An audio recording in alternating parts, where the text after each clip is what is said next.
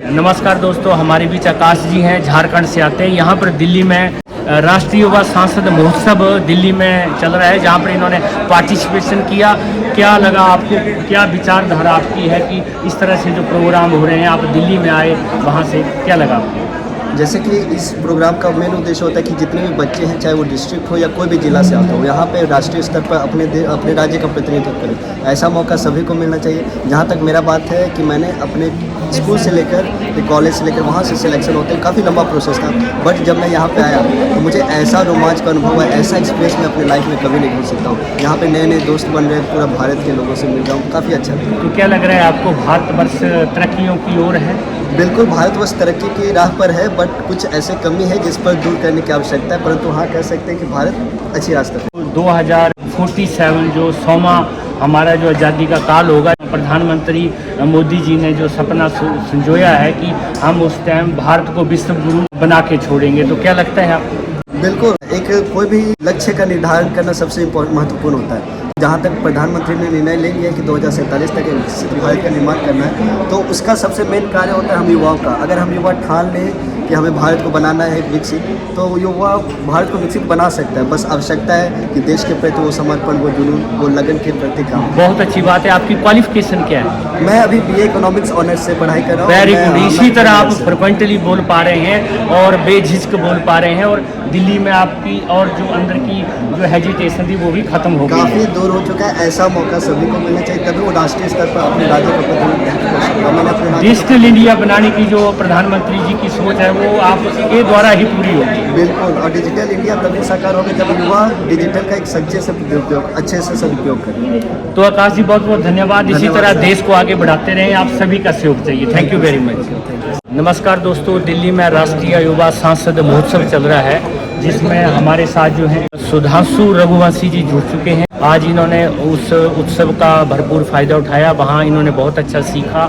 और क्या कहना चाहेंगे आप, किस तरह से हमारा भारतवर्ष ऊंचाइयों में जा रहा है? सबसे पहले तो नेहरू युवा केंद्र संगठन और युवा खेल मंत्रालय का बहुत बहुत धन्यवाद। आभार हमारे प्रधानमंत्री जी का, जिन्होंने भारतीय यूथ की शक्ति को पहचाना है और उन्हें एक दिशा दे रही है।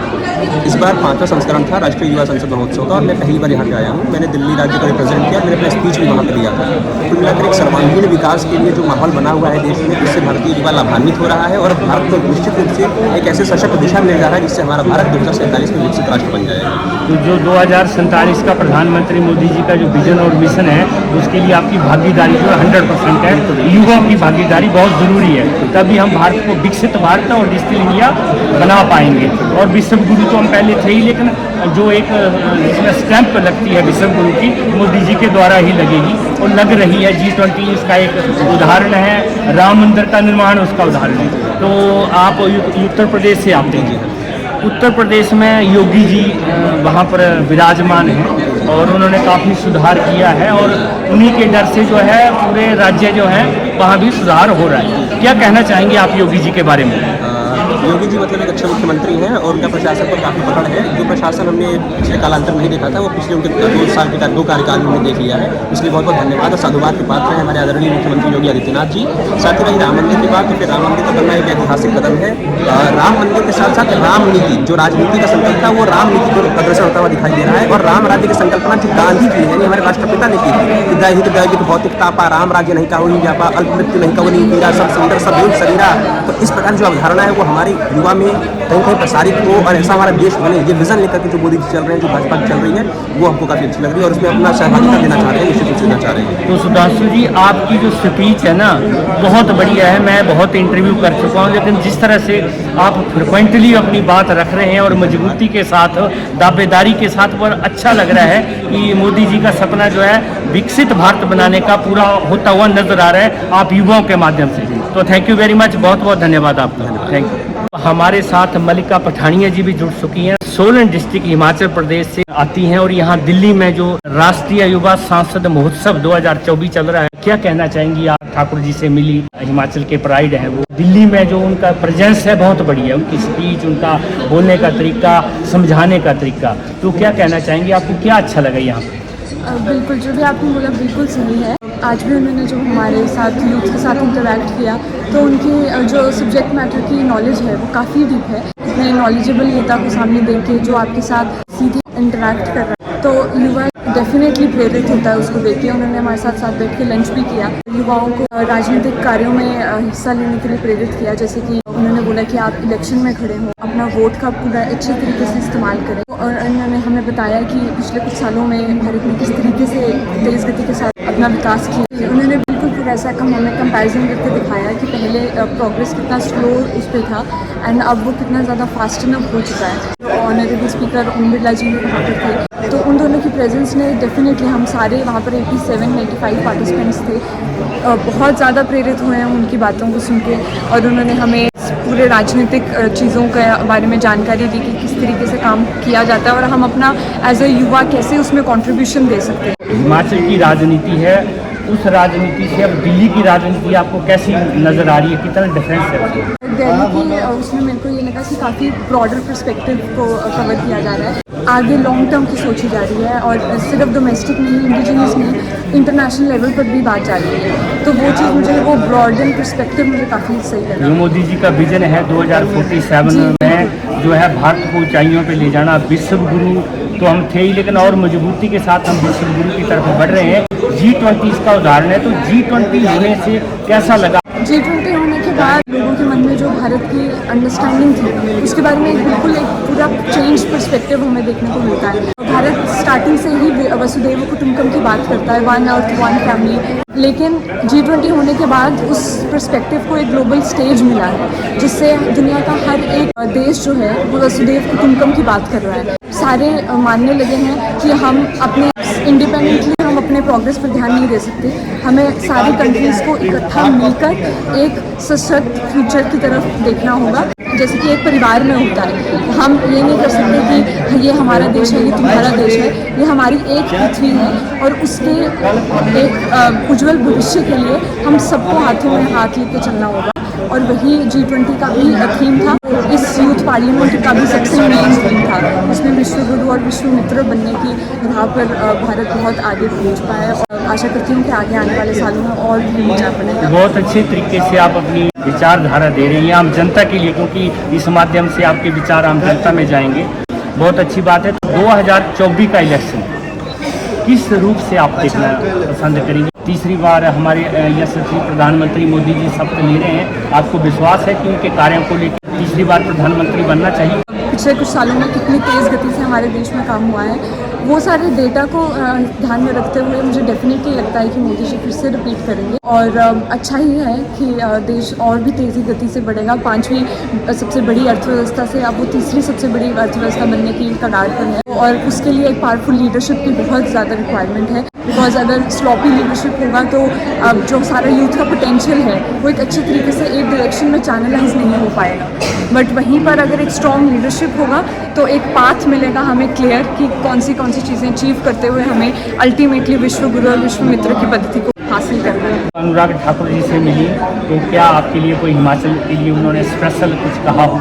उन्होंने बताया कि मैं हिमाचल से हूँ तो वो काफ़ी खुश हुए और उन्होंने पूछा कि मैं एक्चुअल में कहाँ से हूँ, तो वो सब हमारा हुआ एक्सचेंज। उन्होंने हमारे साथ अपना ईमेल आईडी भी शेयर किया कि ताकि यूथ के साथ वो कनेक्टेड रहें और उन्होंने मांगा कि अगर आपके पास कोई भी इनोवेटिव सजेशन है या कुछ है तो आप बेझिझक मुझे कभी भी ईमेल पर कांटेक्ट कर सकते हैं और जैसा भी पॉसिबल होगा वो उसके दिशा में काम करेंगे। थैंक यू वेरी मच मलिका जी, आप यहाँ आई और हिमाचल का नाम आप रोशन कर रही हैं। इस माध्यम से लग रहा है मेरा सौभाग्य कि हिमाचल जो है वो भी हमारा ऊंचा, वैसे तो हम हिमाचल वासी हैं, सीधे साधे लोग होते हैं, लेकिन जो है आप दिल्ली में आके देख रही हैं कि इसी तरह से पूरा देश वसुधैव कुटुंबकम की जो बात आपने रखी है, कही है, यशस्वी प्रधानमंत्री हमारे देश को आगे ले जा रहे हैं। तो बहुत बहुत धन्यवाद, थैंक यू वेरी मच। लेकिन जाते हुए युवाओं के लिए एक मैसेज आप दें जो हमारी आने वाली जनरेशन होगा कि अभी आने वाले इलेक्शंस हैं और आगे आने वाले सालों में जितना भी कुछ भी होगा उसमें अपना पूरा योगदान दें। ये मत सोचें कि मेरे एक वोट से क्या ही चेंज हो जाएगा।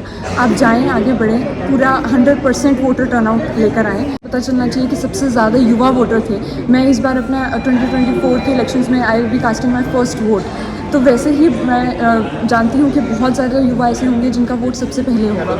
वोट आपकी सबसे बड़ी ताकत है, उसको सही दिशा में इस्तेमाल करें और उसको हाथ से मत जाने दें, क्योंकि आज़ादी की लड़ाई हमें वोट के अधिकार के लिए ही की थी। तो उस आज़ादी की लड़ाई को व्यर्थ ना जाने दें और अपना पूरा योगदान दें इस भारत को विकसित भारत बनाने के लिए, ना कि सिर्फ 2047 तक नहीं, उससे पहले भी अगर हम ये दृढ़ विश्वास कर लें तो 2047 से पहले ही हम विश्व गुरु और एक विकसित भारत बनने की क्षमता रखते हैं। बहुत बहुत धन्यवाद, आपने इतनी अच्छी बात रखी है और फ्रिक्वेंटली आप बात कह रहे हैं कि युवा में कितना जोश है। तो बहुत अच्छा लगता है कि हमारा भारत विकसित भारत बन जाए।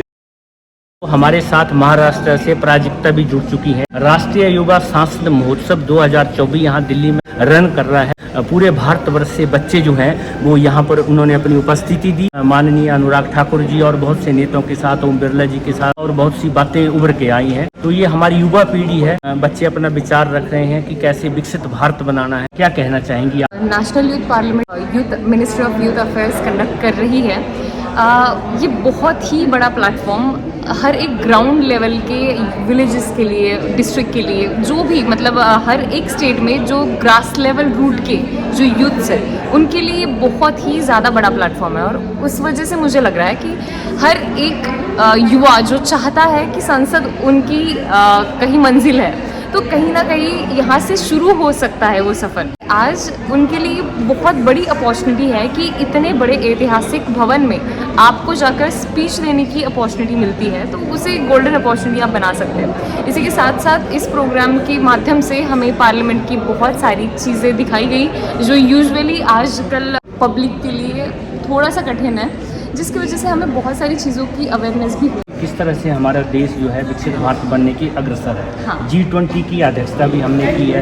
कैसा लगा आपको कि देश G20 की अध्यक्षता कर पाया? पिछले 17 साल से यशस्वी प्रधानमंत्री मोदी जी ने इस विजन और मिशन को लेकर आगे चल रहे हैं, कैसा लगा आपको? G20 एक विकसित भारत हमारे जैसे प्रधानमंत्री जी ने हमारे सामने एक गोल रखा है, तो उसकी मतलब हमने बहुत सारे कदम रखे, लेकिन G20 एक बहुत ही बड़ा कदम था। एक समय ऐसा था भारत के लिए कि जब इन वही 20 कंट्रीज़ के लिए जो G20 का पार्ट है उसमें भारत का कहीं हिस्सा कमज़ोर हुआ करता था, मगर आज G20 की चर्चा पूरे विश्व में है, क्योंकि भारत ने उस अध्यक्षता को इतने अच्छे से सक्सेसफुल किया है। और उस वजह से हमें लगता है कि विकसित भारत हमारा जो सपना है 2047 तक करने का, हमारा वो विज़न पूरा तो होगा, लेकिन इसके साथ साथ हम युवाओं की बहुत ही ज़्यादा बड़ी रिस्पॉन्सिबिलिटी आज है कि गवर्नमेंट के अंडर जितनी भी पॉलिसीज़ या फिर नए प्रोग्राम्स या फिर नई स्कीम्स शुरू हो रही है, उसका बहुत ही बड़ा दायित्व हम हमारे कंधों के ऊपर लेकर उन्हें बहुत ही अच्छे से निभा सकते हैं। और आजकल विकसित भारत के अंतर्गत जितने भी प्रोग्राम्स हो रहे हैं उसका पार्ट बनकर हमारी ज़्यादा से ज़्यादा हम अवेयरनेस, मतलब आज हमने जो प्रण लिया है कि 2047 तक विकसित भारत हमें करना है, मगर ये प्रण भी कई लोगों तक पहुंचा नहीं है, उन तक पहुंचाना भी हम युवाओं का काम है। तो राम मंदिर से क्या आपको लगा कि इस तरह से 500 सालों के संघर्ष के बाद मोदी जी प्रधानमंत्री बने, उन्होंने जो है राम मंदिर के बारे में सोचा, राम लला जी के बारे में सोचा, उनको वहाँ पर उन्होंने विराजमान किया, कैसा लगा? सबसे पहले तो मैं ये कहना चाहूँगी कि जो कॉन्फ्लिक्ट था हमारा राम मंदिर को लेकर, उसे सॉल्व करना सबसे बड़ा हमारे देश का एक समय पर इशू था। जब हमने उसे सॉल्व किया, उस पॉइंट पे ही हमें हमारी सरकार की या फिर हमारी सशक्तता को हमने प्रूव कर दिया कि जो सबसे बड़ी ज़रूरत है कि भाई हमारी डिमांड है राम मंदिर, उसकी स्थापना आज हो चुकी। मैं बस ये कहना चाहूँगी कि भारत ने अब तक का जो सफ़र किया है उसे कभी मत भूलना, उसे भी अपने अभ्यास में लाइए कि अगर हमें आगे बढ़ना है तो हमें हमारे कल पे भी अपना उतना ही ध्यान रहना चाहिए। आज अगर हम विकसित होने के सपने देख रहे हैं तो विकसित आज हम कितने हैं इस पे भी हमें ध्यान देना है। और आने वाले समय में अगर यही गति को हमें बहुत ही ज़्यादा तेज़ी से आगे लेकर जाना है तो मैं कहूँगी कि पिछले काम को याद रखिए और आज सपना इतना बड़ा रखिए कि उसकी गति और उसके सपने को सच करने के लिए आपकी ताकत और आपकी मेहनत कभी कम ना। खुद के विचार अपने प्रस्थापित करें, उसका अभ्यास करें और फिर अपने विचारों को व्यक्त करें। बहुत बहुत धन्यवाद।